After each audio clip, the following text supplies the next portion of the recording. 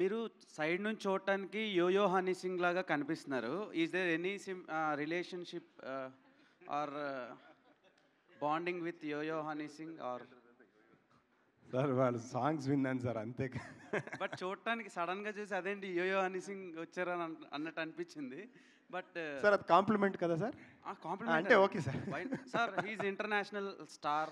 అంటే sir okay sir. మీరు కూడా మంచి యాక్టర్ కాబట్టి వై నాట్ అంటే మీరిద్దరు ఏమైనా బ్రదర్స్ ఏమో అన్నట్టు అనిపించి అడిగాను నేను.